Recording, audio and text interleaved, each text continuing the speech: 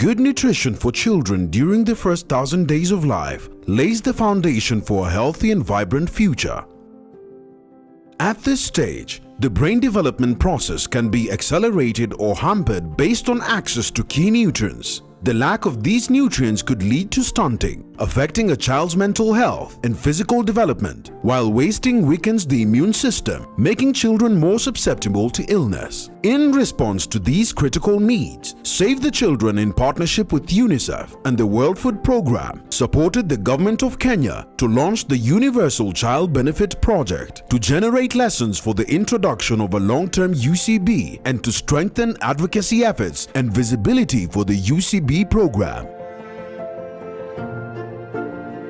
Why the project was started, from the design, it was to cushion caregivers with children below the age of 0 to 3 years from the shocks of COVID-19.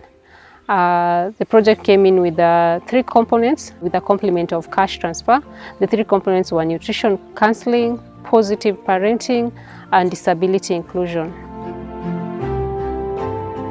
In Embu County, there are challenges of food security, also challenges of malnutrition in terms of diet diversity. People are not able to get enough of what is required.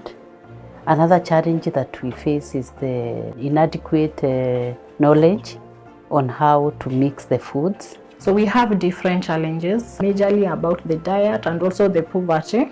We are not able to achieve the diverse diet. We are not talking of 10 food groups, but you find in a household, we are not even able to get 2 or 3 maximum. Hapo mbeleni ulikuwa unapata kama ni watoto, unapea tu chakula bora washibe. Hata ushughuliki umempea nini wala nini. Tulikuwa tunajua kwamba mtoto ukimpea uji, ni mpaka jioni ni uji tu. But wakati tulienda training, tuliambiwa kwamba kuna types of food mtoto anafaa kupata na kuna venye mtoto anafaa kuzipata. This 12-month initiative was implemented in 3 counties and aimed to reach 8,300 children with a monthly stipend of 800 shillings. The areas that benefited included Kajiado Central, Kajiado County, reaching 2,352 children; Mbeere North, Embu County, reaching 2,592 children; and Nyando in Kisumu County, reaching 2,505 children. UCB project was being piloted in Nyando sub-county. Ahero ward had an increase of stunting rate. We trained the 90 CHPs, 6 chairs, and we had 3 health facility in charges. There was some other mother support groups which were taken through BFCI, that's Baby Friendly Community Initiative. It is an initiative that promotes, protects and supports breastfeeding, complementary feeding, and optimal maternal nutrition. What necessitated nutrition education and counseling in these counties was there's a knowledge gap existing with the mothers on how to feed their children. At times you find in these counties the food is available, but they're unable to have the knowledge on how to diversify the child's diet, and other important, for example, health clinics, that the child needs to continue with the health clinics until the age of 5 years. A remarkable 91% of beneficiaries successfully received their UCB cash transfers, directly influencing their livelihoods and well-being. Nilikuwa one of the beneficiaries. Nilikuwa na mtoto ambaye ana disability, cerebral palsy. Na hiyo pesa ilisaidia, at least unapeleka mtoto therapy. Like hapa IC wanalipisha 200 per child per session. So ukipata hiyo 800 in a month ni kama umempeleka 4 sessions. Ukisema hii ni ya therapy peke yake. Kwa hivyo mzazi hana hiyo pesa, hataweza kupeleka huyo mtoto for that sessions kwa sababu hana hiyo uwezo. So ilisaidia. Mimi venye ilikunja hiyo pesa, kitu ya kwanza nilifanya, nilidecide ninunue kuku. Sikakuwa mingi, I was able even to buy mbuzi. So unaona, naweza enda nichukue mayai nipikie watoto, ninunue tu greens, changanya na hiyo mayai na naendelea tu na maisha. UCB program taught us nutritional value, how we needed to balance these food groups. We were even taught proper diet of a child should contain 7 meals. If we cannot afford those, we have to try and give only 5.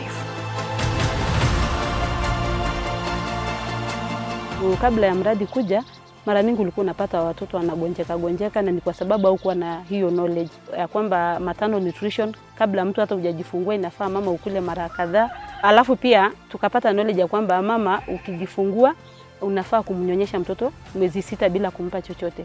Na pia jinsi ya kushika mtoto kumnyonyesha. Unajua wakati mingi tulikuwa mama ajui hata kumnyonyesha mtoto, hata hiyo humshika tu mtoto ilikuwa changamoto. Tuliambiwa ukianza kupea mtoto anything before 6 months itamsumbua. So I avoided that. Nikampea hiyo matiti for 6 months. Alafu nikaanza polepole. Maji pia nikaweka after hiyo 6 months. Nikaona kamegrow vizuri.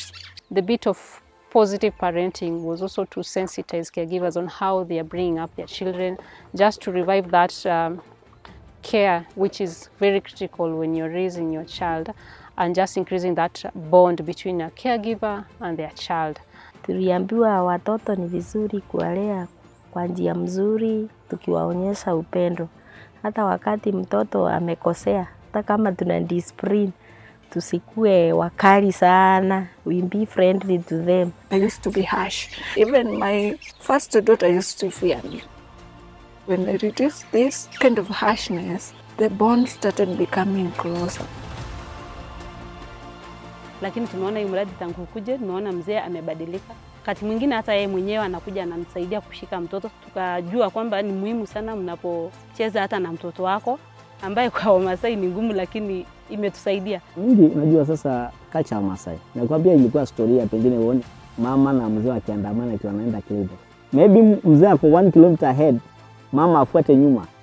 Lakini saa hii at least kama ni clinic wataenda, kama ni soko wataenda. Hata mimi saa hii kuna mtoto mdogo, lakini niko na time yangu pia na mtoto wangu mdogo.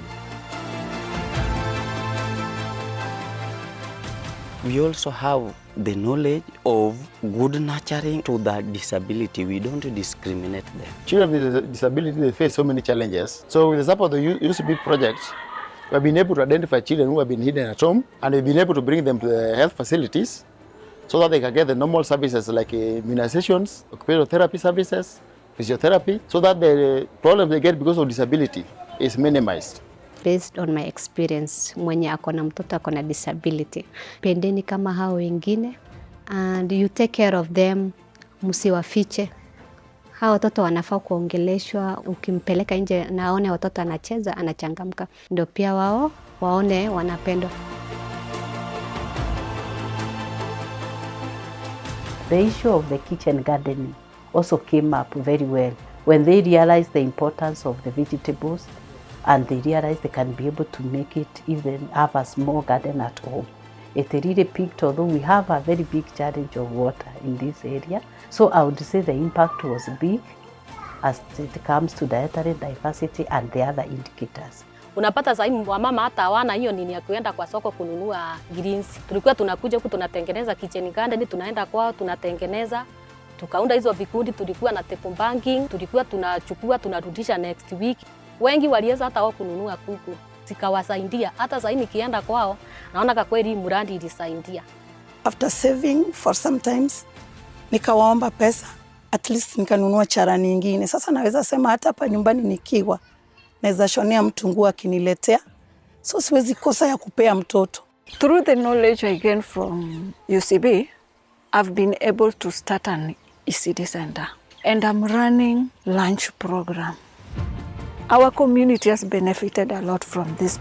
I'm able to influence them to come and know what we are doing there at school. The transformation in the community has been so much great. You meet caregivers who now, apart from just having that knowledge, they are able even to now sensitize their fellow women from the community. We came to realize that a lot had improved.